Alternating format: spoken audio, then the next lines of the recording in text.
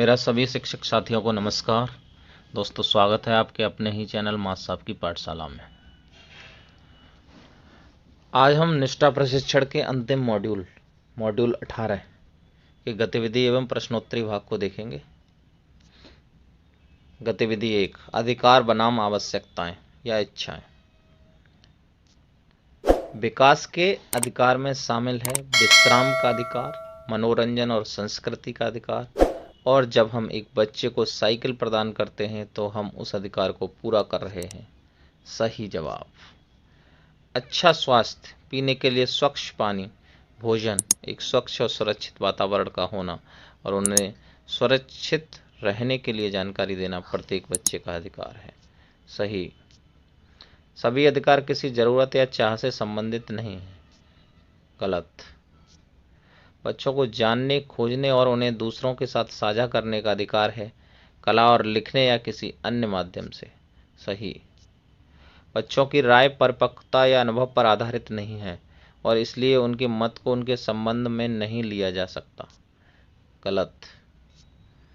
तो ये 5 क्वेश्चन हो गए, ये गतिविधि कंप्लीट हो गई, इसको सबमिट करेंगे तो ये आपका स्कोर हो गया। अब दूसरी गतिविधि देखते हैं, गतिविधि 3। सही या गलत बताना है। यदि बच्चा दुरुपयोग की रिपोर्ट करने के लिए तैयार नहीं है तो हम मदद नहीं कर सकते। गलत। अधिकांश लैंगिक शोषण किसी ऐसे व्यक्ति द्वारा किया जाता है जो बच्चे के लिए अजनबी है।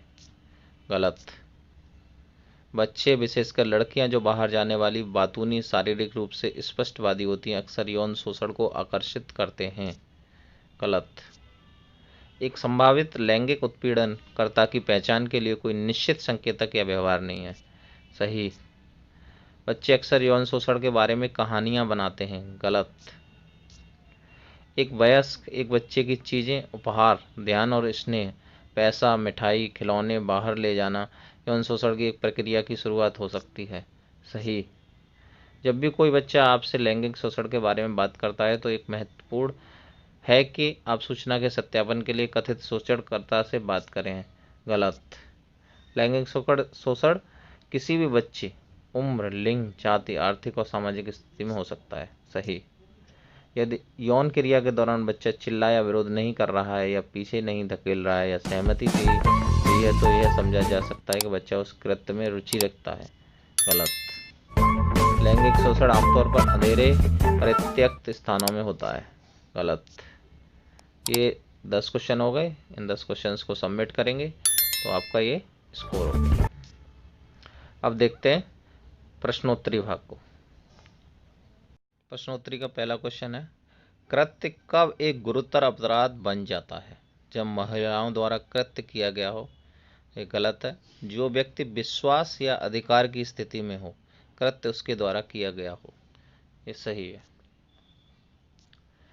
बाल लैंगिक शोषण की रिपोर्ट की जानी चाहिए जब सभी परिस्थितियों में, जैसे इसके बारे में पता चले। उत्तरजीविका अधिकार में शामिल है। तो उत्तरजीविका में क्या होते हैं? रोटी, कपड़ा, मकान। तो भोजन, कपड़ा, आश्रय। कौन सा अधिनियम बाल शोषण अपराधी को दंडित करने के लिए विशेष कानून है? तो यह है पॉक्सो अधिनियम 2012। अगर आपको बच्चे के साथ हुए किसी भी लैंगिक अपराध के बारे में पता चलता है तो आप किसे रिपोर्ट करेंगे? पुलिस या SJPU को? बाल लैंगिक शोषण से होता है, मतलब बाल लैंगिक शोषण किसमें होता है? लड़के और लड़कियां दोनों में होता है। बच्चा कौन है? कोई भी व्यक्ति जो 18 वर्ष से कम आयु का हो। एक शिक्षक उस बच्चे का समर्थन कैसे कर सकता है जो अपने लैंगिक शोषण के बारे में बात साझा कर रहा है? सहानुभूति के साथ बच्चे की बात सुने और बात करें। किसी बच्चे को नग्न चित्र दिखाना क्या है? लैंगिक शोषण। बाल लैंगिक शोषण हो सकता है क्योंकि कारणों का अनुमान नहीं लगाया जा सकता है।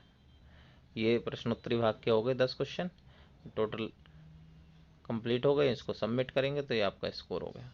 तो ये साथियों 18 मॉड्यूल कंप्लीट हो गए हैं और कुछ ऐसी सूचना है कि जिनके 1 से लेकर 15 मॉड्यूल हो गए हैं या रह गए हैं, बीच में कोई भी मॉड्यूल रह गया है 1 से लेकर 15 तक, वो दोबारा से लिंक खोली जाएगी उसका टाइम आपको कंफर्म कर दिया जाएगा।